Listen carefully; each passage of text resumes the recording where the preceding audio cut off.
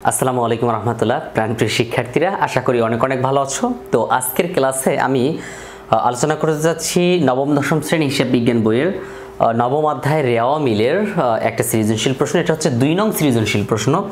দেখতে পাচ্ছ, এটা হচ্ছে 2 নং সৃজনশীল প্রশ্ন এবং পেজ নাম্বারটা যদি বলি তাহলে এটা হচ্ছে তোমার 138 পৃষ্ঠার 2 নাম্বার সৃজনশীল প্রশ্ন আজকে সমাধান করব। সো পুরো ক্লাসটা মনোযোগের সাথে দেখবে এবং তুমি কোথায় বুঝো না, কেন বুঝো না, কি প্রবলেম, সেগুলো কিন্তু আমার সাথে শেয়ার করতে হবে। কিভাবে শেয়ার করতে হবে? কমেন্ট করে আমাকে জানাতে হবে যে আমি এগুলো বুঝি না, ঠিক আছে? তো প্রথমেই দেখো ক নাম্বারে কি বলেছে। আমি চেষ্টা করি সর্বদা একদম জিরো থেকে বোঝানোর জন্য। প্রত্যেকটা টপিকে আমি মনে করি যে আমি তোমাকে প্রথমবার শেখাচ্ছি, সো যাতে করে তুমি এই প্রবলেমগুলোর কখনোই ফেস না করো, বা এমন হতে পারে তুমি এই ভিডিওটা আজকে প্রথম দেখতেছো, সো সেই ক্ষেত্রে কিন্তু একদম নতুন যেন মনে না হয় যে আজকে প্রথম দেখতেছি, আমি আগেরটা না দেখলে এটা বুঝবো না, এমন মনে করার কিছু নেই। আমি সব কিছু আলোচনা প্রথম থেকেই করব। তো দেখো ক নাম্বারে বলা হয়েছে কি যে জুবিলি এন্টারপ্রাইজের রেওয়া মিলে যে দফাগুলো অন্তর্ভুক্ত হবে না বা যে উদ্বৃত্তগুলো অন্তর্ভুক্ত হবে না তার পরিমাণ নির্ণয় করতে হবে। তো আমাদেরকে আগেই জানতে হবে রেওয়া মিলে অন্তর্ভুক্ত হয় না কোন কোন এন্ট্রিগুলো, কোন কোন দফাগুলো রেওয়া মিলে আমরা অন্তর্ভুক্ত করি না, এটা আমাদেরকে জানতে হবে। তো আমরা মূলত রেওয়া মিলে হিসাব করি না কোনটা কোনটা, আমরা মূলত রেওয়া মিলে হিসাব করি না বা লিখি না, সেটা হচ্ছে নগদ তহবিল, নগদ বা ব্যাংক উদ্বৃত্ত যদি এক তারিখ থাকে, মনে করো এক সামথিং কিছু একটা সাল দেওয়া থাকবে, অথবা এখানে লেখা থাকবে প্রারম্ভিক, তাহলে এটা কি রেওয়া মিলে আসবে না, ঠিক আছে? নগদ তহবিল কিংবা যদি বলো যে হচ্ছে ব্যাংক উদ্বৃত্ত রেওয়া মিলে আসবে না যদি প্রারম্ভিক থাকে। তারপরে আছে হচ্ছে সমাপনী মজুদ পণ্য, সমাপনী মজুদ পণ্য। অনেক সময় তুমি দেখবা সমাপনী কথাটা লেখা থাকবে না, এর বিনিময়ে তুমি দেখে বুঝবা যে 31/12 এমন একটা কিছু লেখা আছে, 31/12 দিয়ে একটা সাল দেওয়া থাকবে। যদি এমন থাকে তাহলে তোমাকে বুঝে নিতে হবে যে এই দফাটা রেওয়া মিলে অন্তর্ভুক্ত হবে না। আরেকটা হচ্ছে সম্ভাব্য দায় বা সম্পদ। এটা অবশ্য তুমি পূর্বে হয়তো কোথাও না কোথাও শুনেছো, একটু মনে করে দেখো, তোমার ক্লাসের টিচার হয়তো অনেকবার বলেছে যে সম্ভাব্য দায় বা সম্পদ, সম্ভাব্য দায় বা সম্ভাব্য সম্পদ। আমার লেখা বুঝতে সমস্যা হলে আমাকে একটু কমেন্টে জানিও। সম্ভাব্য সম্পদ বা সম্ভাব্য দায়, এই 3টা দফা রেওয়া মিলে অন্তর্ভুক্ত করতে হয় না, মানে রেওয়া মিলে আসে না। এখন কথা হচ্ছে কিছু কিছু সময় এই সমাপনী মজুদ পণ্য আসে, আমি না করতেছি না, আসে। কখন আসে? যদি সমন্বিত ক্রয় দেওয়া থাকে তখন এ হয়ে যায় নায়ক আর প্রারম্ভিক মজুদ পণ্য হয়ে যায় ভিলেন, তখন প্রারম্ভিক মজুদ পণ্য আসে না, কিন্তু এটা আসবে। ওকে, সো এবার আমরা দেখি খ নাম্বারে। তাহলে ক নাম্বারে আসলে কি বলতে চেয়েছিল? তো এটা তোমরা বইয়ের মধ্যে, ঠিক এই যে বইয়ের মধ্যে পাশে লিখে রাখো, পাশে লিখে রাখো কোন কোন দফাগুলো রেওয়া মিলে অন্তর্ভুক্ত হবে না, ঠিক আছে? এই যে এই কথাগুলো লিখে রাখো। ওকে, তো এবার আমরা ক নাম্বারটা উত্তর করি। চলো ক নাম্বারটা এখন উত্তর করি। তো উত্তর করতে গেলে আমরা এই ধরনের প্রশ্নের ক্ষেত্রে আমরা জাস্ট লিখি কি, বিবরণ টাকার ঘর দুটো, বিবরণ টাকা টাকা। কি বললাম? আমরা এই ধরনের এন্ট্রিতে কি লিখে থাকি? বিবরণ টাকা টাকা। সো এবার আমরা তাই করব, কি লিখব? বিবরণ টাকা টাকা। তাহলে এখানে লিখি বিবরণ, আর উপরে লিখে নিবা যে রেওয়া মিলে অন্তর্ভুক্ত হবে না এমন দফাগুলো, ঠিক আছে? রেওয়া মিলে অন্তর্ভুক্ত হবে না এমন দফাগুলো। ওকে, বিবরণ, তারপরে টাকা, তারপর আবার টাকা টাকা টাকা, বিবরণ টাকা টাকা। অথবা বিবরণ অনেকে আবার এটা করে কি, বিবরণ হচ্ছে তোমার বিস্তারিত টাকা পরিমাণ টাকা, কি করে? বিবরণ বিস্তারিত টাকা এবং পরিমাণ টাকা দিয়ে থাকে। তো দেখো কোন কোন এন্ট্রিগুলো রেওয়া মিলে আসবে না এখানে আমরা খুঁজে বের করি। যেহেতু আমি 3টা বলেছিলাম, 3টার মধ্যে কোনটা কোনটা আছে দেখো। মূলধন আসবে, আসবাবপত্র সাজসজ্জা আসবে, প্রাপ্য বিলে আসবে, প্রদেয় বিলে আসবে, সাধারণ সঞ্চিতি আসবে। নগদ তহবিল 1 তারিখ, এটা আসবে না। নগদ তহবিল 1 তারিখ আসবে না, 6000 টাকা। এটা কিন্তু 1 তারিখ মানে কি প্রারম্ভিক বছরের প্রথমে, সো এটা রেওয়া মিলে আসে না, এই জন্য লিখবো নগদ তহবিল 1-1। এখানে লেখো নগদ তহবিল। সো তুমি এখানে চাইলে এভাবে লিখতে পারো প্রারম্ভিক নগদ তহবিল। আচ্ছা আমি একটু ভালো করেই বা লিখে দেই, কি আর করার, পরে যদি না বুঝো ওখানে যেভাবে আছে সেভাবে লিখে দিচ্ছি। নগদ তহবিল লেখা ছিল 1-1-17। কত টাকা ছিল? নগদ তহবিল 1-1 6,000 টাকা ছিল, এই যে 6,000 টাকা, এই যে 6,000 টাকা, রাইট? তো সেই 6,000 টাকা এখানে লিখে দাও। এরপরে আর কি কি আছে? মজুদ পণ্য 1-1 এটা কিন্তু আসে, এটা প্রারম্ভিক মজুদ পণ্য রেওয়া মিলে লিখতে হয়। ভাড়া, কুরিন সঞ্চিতি আসবে, দালান কোটা আসবে, দেনাদার আসবে, পাওনাদার আসবে, বেতন আসবে, অনুপার্জিত সেবা আসবে, ব্যাংক জমাতিরিক্ত আসবে, নগদ তহবিল 31 আসবে, বিমা প্রিমিয়াম আসবে। এই যে মজুদ পণ্য 31/12/2017, দেখো মজুদ পণ্য 31/12/2017 লেখা আছে। তো মজুদ পণ্য এটা হচ্ছে সমাপনী মজুদ পণ্য, লেখা নেই কোথাও সমাপনী, কিন্তু 31/12 দেওয়ার কারণে বুঝে নিলে আমরা সমাপনী, এবং 35,000 টাকা। তাহলে লিখবো কি মজুদ পণ্য 31/12, মজুদ পণ্য 31/12/17 সাল, হ্যাঁ। কত টাকা? 35,000 টাকা। তাহলে মোট কত হবে? 41,000 টাকা। কি বললাম? জাস্ট আমরা ক নাম্বারটা উত্তর করেছি এবং এইখানে এটাও লিখে দেই। সো তোমার কাছে আমি আর কোনো বিষয়ে দায়বদ্ধ থাকলাম না। রেওয়া মিলে অন্তর্ভুক্ত হবে না, এমন উদ্বৃত্ত, এগুলো প্রত্যেকটা একটা উদ্বৃত্ত, হ্যাঁ। এখানে তুমি দেখতে পাচ্ছ একটা হিসাব, কিন্তু এর পিছনে অনেক হিসাব আছে, অনেক হিসাব নিকেশ আছে, হ্যাঁ। ওকে, এই হচ্ছে ক নাম্বার। এবার চলো খ নাম্বারে যাই, খ নাম্বারে চলে যাই। আমার 499 টাকার কোর্সে এখনো যারা ভর্তি হও নাই তারা দ্রুত ভর্তি হও। মানে 400, মানে একবার কল্পনা করো, জাস্ট তুমি 499 টাকা দিয়ে, 499 টাকা দিয়ে একবার ভর্তি হবা, আর একবারে তোমার বোর্ড পরীক্ষা পর্যন্ত, তোমার বোর্ড পরীক্ষা মানে এসএসসি পরীক্ষা পর্যন্ত তুমি ক্লাস করবে ফ্রিতে। মানে 499, ফ্রিতে বলবো না, 499 টাকা তো দিচ্ছই, আর কোনো টাকা দিতে হবে না। অনেকে বিশ্বাস করে না, তো একবার ভর্তি হয়ে দেখো কেমন লাগে ক্লাস। যদি ভালো লাগে তাহলে বললো, ভালো না লাগলে এটাও বললো যে স্যার আমার টাকা ফেরত দেন। আমার কথা ক্লিয়ার? যদি ভালো লাগে তুমি ক্লাসটা করো, আরও 2-5 জন বন্ধু বান্ধবীকে তুমি ইনভাইট করবে। সো যত দ্রুত পারো ভর্তি হও। 499 টাকা। তুমি যদি একদিন লেট করো তো একদিনই তোমার লস, কারণ একদিনে তুমি যে সৃজনশীলটা শিখতে পারবা, যে নতুন কিছু শিখতে পারবা, সেটা কিন্তু তুমি হারিয়ে ফেলবা, তাই না? সো আজকে ভর্তি হয়ে যাও যত দ্রুত পারো। সো তোমাদের বাবা মার সাথে প্রয়োজনে আমাকে কথা বলাই দিবা। ফোন নাম্বার হচ্ছে 01647550096। এটা হচ্ছে হিসাব বিজ্ঞান ক্লাসের জন্য আমাকে কল দিয়ে বিস্তারিত জানতে পারো। তোমার বাবা মার সাথে আমাকে কথা বলে দিতে পারো, যাতে করে আমি তাদের বুঝাবো, সমস্যা নেই। সো 499 টাকা একবারই দিতে হবে এবং বোর্ড পরীক্ষা পর্যন্ত ক্লাস করবে নিয়মিত, ঠিক আছে? সো মানে একবারই টাকা দিতে হবে, আর কোনো টাকা দিতে হবে না। এবং জুম অ্যাপে ক্লাস, তুমি সরাসরি আমাকে প্রশ্ন করার সুযোগ পাচ্ছ। আমাকে জায়গায় ব্রেক করে আমাকে বলবা স্যার আমি এটা বুঝতেছি না, আমাকে বুঝাই দেন। সো এটা কিন্তু আমার বিগ একটা অপরচুনিটি।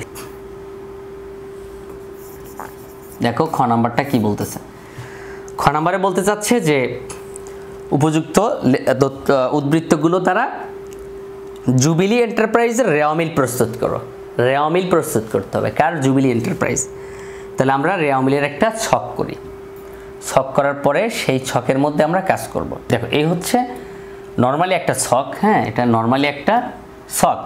তো ছকের মধ্যে প্রথমে লিখতে হয় ক্রমিক নং। কি লিখতে হয়? ক্রমিক নং। আশা করি দেখতে পাচ্ছ, আমি মুখে বলে দিচ্ছি তারপরও যদি বুঝতে সমস্যা হয়। তারপরে লিখতে হবে কি? হিসাবের শিরোনাম। হিসাবের শিরোনাম। আর রেওয়া মিল করার সময় রেওয়া মিলের তথ্যগুলো মূলত খতিয়ান থেকে নেওয়া হয়, এজন্য এখানে লিখতে হয় কি? খতিয়ান পৃষ্ঠা লিখতে হয়, একটা ছোট্ট করে খতিয়ান পৃষ্ঠা লিখতে হয়। তারপর এটা হচ্ছে ডেবিট টাকা, আর এখানে ক্রেডিট টাকা।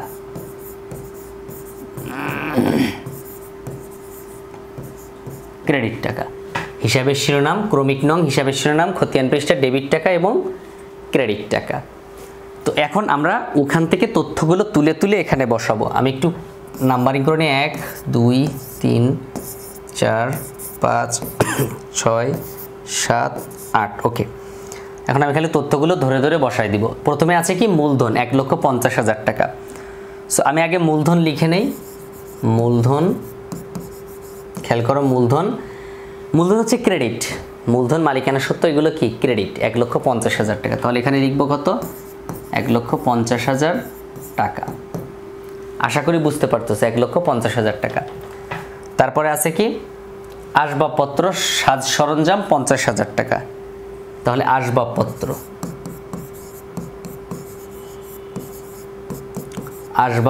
তুমি চাইলে পুরোটা লিখে দিবা, 50,000 টাকা। আসবাবপত্র একটা সম্পদ, এই জন্য ডেবিট পাশে পড়বে 50,000 টাকা। তারপরে আমরা মূলত চিন্তা করি কি, এই অঙ্কে চিন্তা করি হচ্ছে সম্পদ, কি বললাম, সম্পদ এবং ব্যয়, এই দুটোকে আমরা ডেবিট করে থাকি। সম্পদ এবং ব্যয় দুটোকে ডেবিট করে থাকি। আর আয়, দায় এবং মালিকানা সত্ত্ব, আয়, দায় এবং মালিকানা সত্ত্ব, এই তিনটাকে আমরা ক্রেডিট ধরে থাকি। আয়, দায়, মালিকানা সত্ত্ব, এই তিনটাকে আমরা ক্রেডিট করে থাকি। আশা করি বুঝতে পারতেছ। সো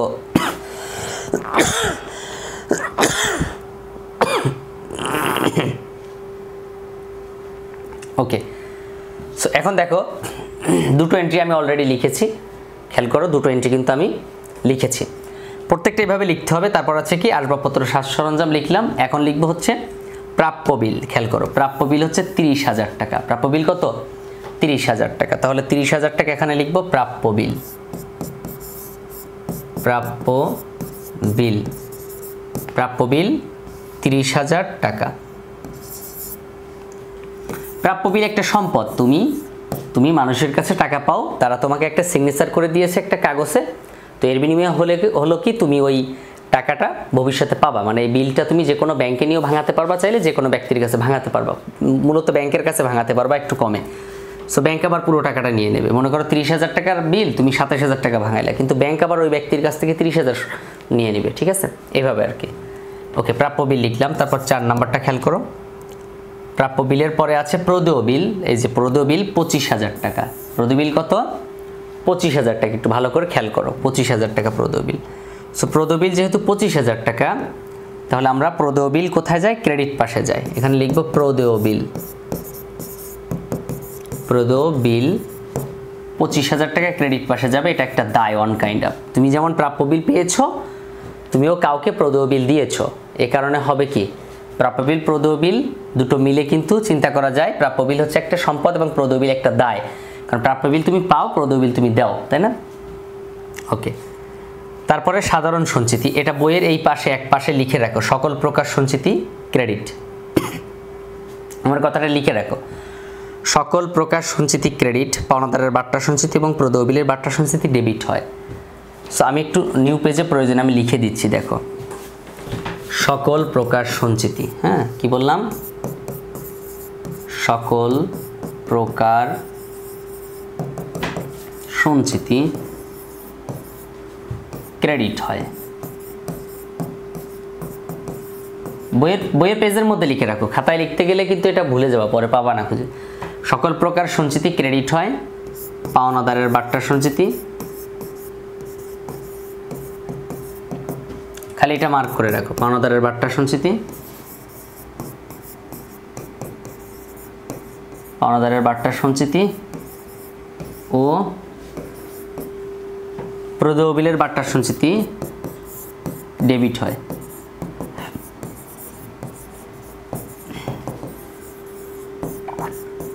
বাট্টা সঞ্চিতি কি হয়, ডেবিট হয়। মানে ডেবিট পাশে টাকা বসে। সকল প্রকার সঞ্চিতি ক্রেডিট হওয়ার কথা, শুধু পাওনাদারের বাট্টা সঞ্চিতি আর প্রদেয় বিলের বাট্টা সঞ্চিতিটা ডেবিট পাশে বসে। ঠিক আছে, তাহলে সাধারণ সঞ্চিতি 5,000 টাকা। আমি কি করব, সাধারণ সঞ্চিতি খেয়াল করো, সাধারণ সঞ্চিতি 5,000 টাকা, তাই না? তাহলে এখানে আমি লিখি সাধারণ সঞ্চিতি 5,000 টাকা। 5 নাম্বারটা সাধারণ সঞ্চিতি। বললাম না সকল প্রকার সঞ্চিতি কি হয়? সকল প্রকার সঞ্চিতি ক্রেডিট হয়। 5,000 টাকা ক্রেডিট পাশে বসবে। শুধুমাত্র পাওনাদারের বাট্টার সঞ্চিতি আর প্রদেয় বাট্টার সঞ্চিতির কোনো টাকা যদি থাকে তাহলে সেটা বাম পাশে বসে, এটা মাথায় রাখবা। তারপরে এটা শেষ। এখন নগদ তহবিল, এটা আসে না, এই 6,000 আসে না। তারপরে মজুদ পণ্য 1 এটা প্রারম্ভিক মজুদ পণ্য, এটা লিখতে হবে 40,000 টাকা। তো আমি লিখব প্রারম্ভিক মজুদ পণ্য 40,000 টাকা। সো এখানে লিখতে পারি প্রারম্ভিক মজুদ পণ্য 40,000 টাকা। খেয়াল করো, প্রারম্ভিক মজুদ, প্রারম্ভিক মজুদ কত টাকা ছিল? 40,000 টাকা। প্রারম্ভিক মজুদ মানে একটা খরচ, হ্যাঁ, এটা 40,000 একটা খরচ, এই জন্য ডেবিট হয়। খরচ বুঝালে সেটা ডেবিট হয়, এটা সবাই জানে, তুমিও জানো, আমিও জানি, সেম। সো তারপরে আছে কি ভাড়া। দেখো ভাড়া আছে কত? 5,000 টাকা ভাড়া। ভাড়া 5,000 টাকা। তাহলে লিখবো কত? 7 তারিখ দিয়ে ভাড়া। ভাড়া হচ্ছে 5,000 টাকা। ভাড়া একটা ব্যয়, ব্যয় হলে কোথায় হয়? ডেবিট পাশে হয় 5,000। তারপর ভাড়ার পরে কুঋণ সঞ্চিতি, 7-এর পরে 8 কুঋণ সঞ্চিতি। কুঋণ সঞ্চিতি, কুঋণ সঞ্চিতি, কুঋণ সঞ্চিতি কত টাকা ছিল? 3,000 টাকা ছিল। তাহলে কুঋণ সঞ্চিতি হয়েছে সকল প্রকার সঞ্চিতি ক্রেডিট, তাই ক্রেডিট পাশে দিলাম। ক্লিয়ার? তো আমার বাম পাশে সব তথ্য লেখা শেষ। এখন আমি ডান পাশের তথ্যগুলো লিখবো। আমরা কিন্তু ছকের নিচেই লিখতে পারি, এখানে লিখতে পারি, হ্যাঁ এখানে লিখতে পারি, কিন্তু আমার কথা হচ্ছে আমি চাচ্ছি পাশে লিখে দেই, তাহলে সুবিধা হবে, আমার হিসাব করতে সুবিধা হবে, তাছাড়া কিছু না। হিসাব করতে সুবিধা হবে, তাছাড়া কিছুই না। ঠিক আছে? সো মাথায় রাখবা কি করতে হবে, এক ছকের মধ্যে করাটা সবচেয়ে ভালো। ঠিক আছে? সবচেয়ে ভালো। তো তুমি যদি চাও তাহলে আমি এক ছকের মধ্যেই করে দেই, তাহলে বুঝতে সুবিধা হবে তোমাদের। আমার হয়তো একটু কষ্ট হবে, কিন্তু তোমাদের বুঝতে সুবিধা হবে। সো এই হচ্ছে খ নাম্বার। দেখো ওকে, এবার হচ্ছে আমি ছকটা একটু বড় করে দিই। 8 নাম্বারের পরে 9 নাম্বারটা, ক্রমিক নঙে 9। দালান কোঠা 45,000 টাকা। এটা কিন্তু ওয়ান কাইন্ড অফ সম্পদ, স্থায়ী সম্পদ, দালান কোঠা। সো লিখবো কি? দালান কোঠা 90,000, 45,000 টাকা ছিল, 45,000। তাহলে এটা ডেবিট পাশে যাবে 45,000 টাকা। ওকে, তারপরে দেখো 45,000 টাকা। এরপর আছে কি? দেনাদার 30,000 টাকা। এই যে দেনাদার 30,000 টাকা। দেনাদার কি? একটা সম্পদ, প্রাপ্য বিল, দেনাদার প্রাপ্য হিসেবে এগুলো সম্পদ। তো দেনাদার 30,000 টাকা। লিখবো কি? দেনাদার 30,000 টাকা সম্পদ, ডেবিট পাশে লিখবো। সম্পদ হলেই ডেবিট, হ্যাঁ, সম্পদ এবং ব্যয় দুটো জিনিস ডেবিট হয়। তারপরে পাওনাদার 25,000 টাকা। দেখো এই যে পাওনাদার 25,000 টাকা। সো পাওনাদার 25,000 টাকা লিখব। পাওনাদার 25,000, এটা একটা দায়, এর জন্য ক্রেডিট পাশে পড়বে 25,000 টাকা। তারপরে পাওনাদারের পরে হচ্ছে এই পাশে পাওনাদারের পরে আছে হচ্ছে বেতন। বেতন কত টাকা? 5,000 টাকা বেতন। দেখো তো বেতন 5,000 না? বেতন 5,000 টাকা। বেতন কিন্তু একটা ব্যয়, হ্যাঁ, বেতন কি একটা ব্যয়। তো বেতন লিখব 5,000 টাকা। এটা একটা ব্যয় হবে, ডেবিট পাশে পড়বে। বেতন ডেবিট, ব্যয়। তারপর কি আছে? বেতনের পরে অনুপার্জিত সেবা। এটা একটা দায়, অনুপার্জিত মানে তুমি আয় করো নাই, আগেই টাকা নিয়ে থুইছো। মনে করো তোমার বাইক সার্ভিসিংয়ের একটা দোকান আছে, তোমার বন্ধু বাইক সার্ভিসিং করবে তোমার থেকে, তো তুমি 1,000 টাকা নিয়ে রাখছো বা 3,000 টাকা নিয়ে রাখছো। তুমি কি এখনও তাকে সার্ভিসিং করে দিছো? দেও নাই। তো যখন সার্ভিসিং করে দিবা তখন সেটা কি হবে? তখন সেটা হচ্ছে তোমার আয় হবে, কিন্তু এখন এটা আয় না, কারণ তুমি আগেই টাকা নিয়ে থুইছো, ভবিষ্যতে কিন্তু টাকাটা পরিশোধ করতে হবে। সো এই 3,000 টাকা অনুপার্জিত সেবায়, অনুপার্জিত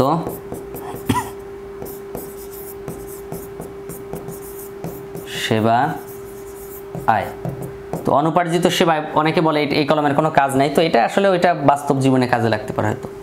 তো অনুপার্জিত সেবা একটা দায়, 3,000 টাকার জন্য ক্রেডিট পাশে বসালাম 3,000 টাকা। সো তারপরে আছে কি?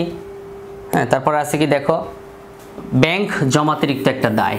এটাও যেমন দায় ছিল, এটাও ব্যাংকে তোমার যা টাকা ছিল তার চেয়ে বেশি তুমি তুলে নিছো। তো ব্যাংকে মনে করো 10,000 আছে, তুমি কি করছো? 20,000 তুলে নিছো, 30,000 তুলে নিছো। এটা কি একটা দায়। সো ব্যাংক জমাতিরিক্ত একটা দায়, ব্যাংক জমাতিরিক্ত কি একটা দায়। 14 নম্বর ব্যাংক জমাতিরিক্ত, জমাতিরিক্ত। তো ব্যাংক জমাতিরিক্ত কত ছিল?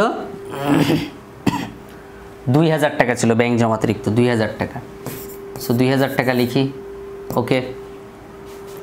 তারপরে 2000 টাকা ব্যাংক জমাতিরিক্ত, এরপরে আছে কত?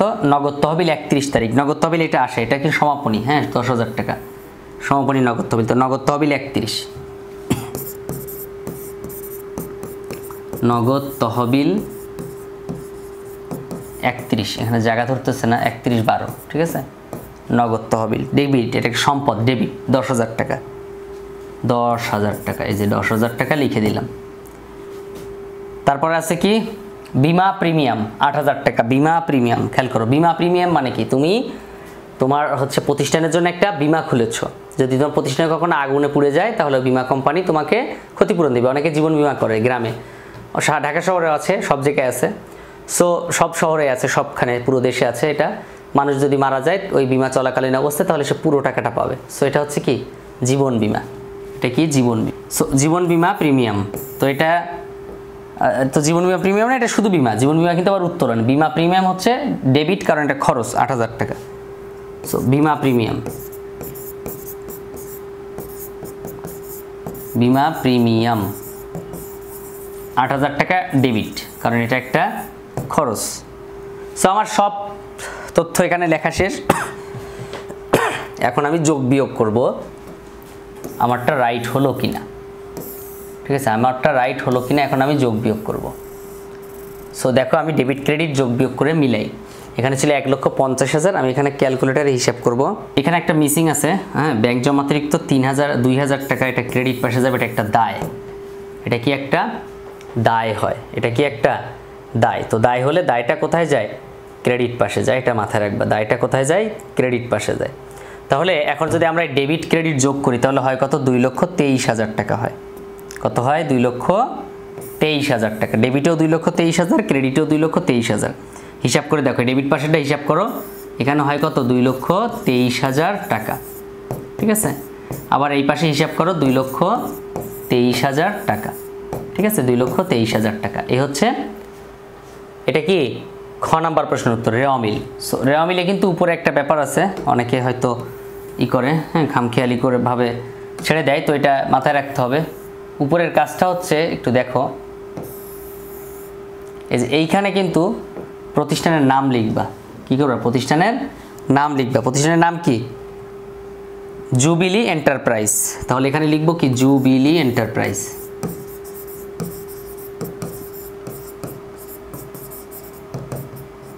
Jubilee Enterprise. আর এটা কি? রেওয়া মিল।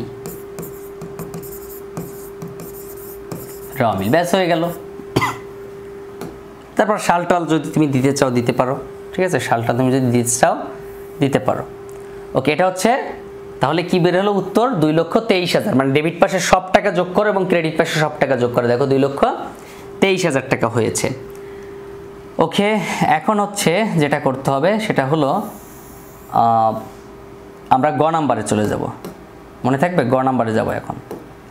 সো তোমরা কিন্তু চেষ্টা করবা যেন, মানে বাসায়ও চেষ্টা করবা প্রচুর পরিমাণে এগুলো বোঝার জন্য। সো এখন আমরা গ নাম্বারটা সমাধান করব। গ নাম্বারে দেখো বলেছে যে, গ নাম্বারে বলতে চাচ্ছে কি, যে মূলধন জাতীয় ব্যয় ও মুনাফা জাতীয় ব্যয়ের পরিমাণ। মূলধন জাতীয় ব্যয় মূলত খুব রেয়ার, মূলধন জাতীয় ব্যয়টা খুব রেয়ার হয়। খেয়াল করো, তোমরা এমনি নর্মালি বুঝতে পারবা। আমি ছকটা করে নেই। সো এখন দেখো, মূলধন জাতীয় ব্যয়, মূলধন জাতীয় ব্যয় মূলত যে কোনো স্থায়ী সম্পদ ক্রয়কে বোঝায়, এটা মাথায় রাখবা। মূলধন জাতীয় ব্যয় কি? যে কোনো স্থায়ী সম্পদ ক্রয়কে বোঝায়। তাহলে এখানে স্থায়ী সম্পদ ক্রয় কি কি আছে দেখো, যেমন আসবাবপত্র 50,000 টাকা, এটা স্থায়ী সম্পদ ক্রয়। তাহলে এখানে আসবে কি? প্রথমে আমরা লিখি মূলধন জাতীয় ব্যয়। মূলধন জাতীয় ব্যয় কি আছে? আসবাবপত্র ক্রয়। লেখো আসবাবপত্র। আসবাবপত্র সো আসবাবপত্র 50,000 টাকা, খেয়াল করো আসবাবপত্র 50,000 টাকা। তারপর প্রাপ্য বিল, প্রদেয় বিল, হ্যাঁ প্রত্যেকটা হিসাব দেখো। প্রাপ্য বিল, প্রদেয় বিল, সাধারণ সঞ্চিতি, নগদ তহবিল, মজুত পণ্য, ভাড়া, কুরিন সঞ্চিতি। দালান কোঠা হচ্ছে স্থায়ী সম্পদ, খেয়াল করো দালান কোঠা 45,000 টাকা। সো লিখবো কি দালান কোঠা। দালান কোঠা স্থায়ী সম্পদ, হ্যাঁ দালান কোঠা কি স্থায়ী সম্পদ, বললাম না স্থায়ী, যে কোনো স্থায়ী সম্পদ ক্রয় করলে সেটা লিখতে হয় 45,000 টাকা। দালান কোঠা স্থায়ী সম্পদ 45,000 টাকা। তারপর আছে কি পাওনাদার, দেনাদার, বেতন, অনুপর্জিত সেবায়, ব্যাংক জমা, অতিরিক্ত নগদ তহবিল, বিমা প্রিমিয়াম, মজুত পণ্য, এগুলো একটাও আসে না, এগুলো কি একটাও আসবে না। সো এগুলো তুমি হচ্ছে মানে টোটালি ধরে রাখতে পারো যেগুলো আর নাই। সো তাহলে এখন দুটো তথ্য হিসাব করো, মূলধন জাতীয় ব্যয় পেয়ে যাবা 45 আর 50, 45 এবং 50 দুটো হিসাব করো, কত হয় 95,000 হয়, 95,000 টাকা। এটা হচ্ছে এক পার্ট, হ্যাঁ আরেক পার্ট আছে, নিচে আরেক পার্ট করব।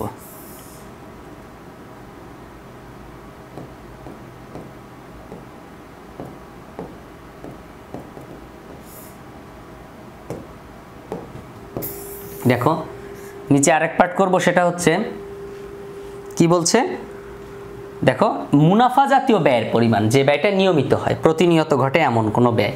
তাহলে লিখবো কি, শিরোনাম লিখবো মুনাফা জাতীয় ব্যয়, লিখবো মুনাফা জাতীয় ব্যয়, মুনাফা জাতীয় ব্যয়। তো মুনাফা জাতীয় ব্যয়ের দুটো পার্ট আমি কিন্তু পূর্বে অনেকবার বলেছি, মাথায় রাখতে হবে। মুনাফা জাতীয় দুই পার্টের সমাধান করতে হয়, মুনাফা জাতীয় মোট দুইটা পার্টের সমাধান করতে হয়, ঠিক আছে। মুনাফা জাতীয় মোট কয়টা পার্টের সমাধান করতে হয়, দুটো পার্টে। একটা হচ্ছে কি, একটা হচ্ছে বিক্রিত পণ্যের ব্যয়, প্রথমে লিখতে হয় কি বিক্রিত পণ্যের ব্যয়, বিক্রিত পণ্যের ব্যয় একটা পার্ট। আরেকটা পার্ট হচ্ছে কি অন্যান্য পরিচালন খরচ বা অন্যান্য ব্যয়, ঠিক আছে।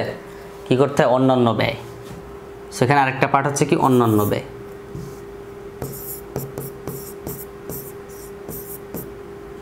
অন্যান্য ব্যয়। সো বিক্রিত পণ্যের ব্যয়ের মধ্যে তো আমরা এখানে কিন্তু একটা সূত্র মুখস্থ করেছি, হ্যাঁ প্রারম্ভিক মজুত পণ্য লিখে তার সাথে ক্রয় যোগ করতে হয়, আমদানি শুল্ক, জাহাজ ভাড়া, ডক চার্জ, ক্রয় পরিবহন, এগুলো লিখতে হয়, লিখে তারপরে হিসাব করতে হয়, তাই না, সমাপনীটা বাদ দিতে হয়। তো প্রথমে আমরা কি লিখে থাকি, প্রারম্ভিক মজুত পণ্য লিখে থাকি, প্রথমে আমরা প্রারম্ভিক মজুত পণ্য লিখে থাকি, প্রারম্ভিক মজুত পণ্য। তো প্রারম্ভিক মজুত পণ্য অবশ্যই অঙ্কে দেখেছি, মজুত পণ্য এখানে কোথায় যেন দেখলাম, হ্যাঁ এই যে 40,000 টাকা প্রারম্ভিক মজুত পণ্য। সো প্রারম্ভিক মজুত পণ্য কত টাকা, 40,000 টাকা। তো 40,000 টাকা এখানে লেখো, 40,000 টাকা। আমার এখানে 3টে টাকার কলম হলে ভালো হয়।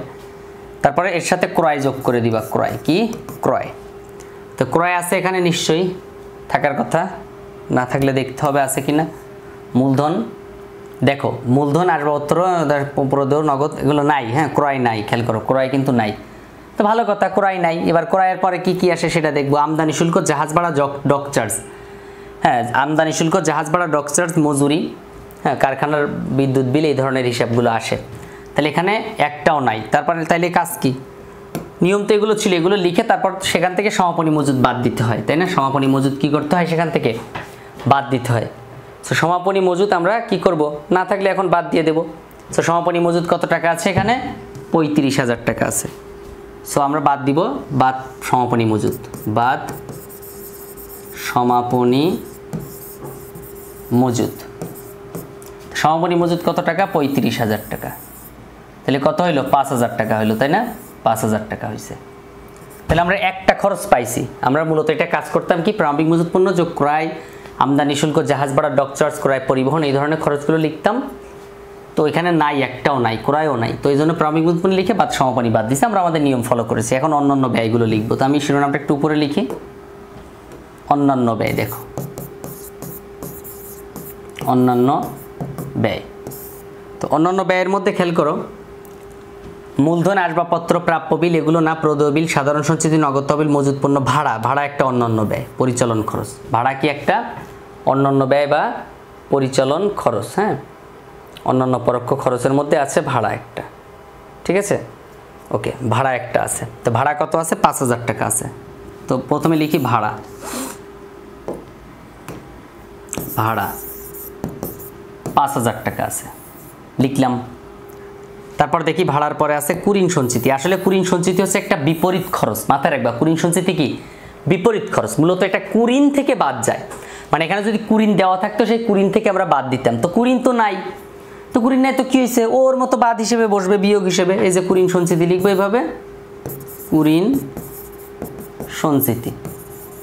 কুরিন সঞ্চিতি লিখে ওই টাকাটা বিয়োগ চিহ্ন দিয়ে বসাবো। কত? 3,000 টাকা।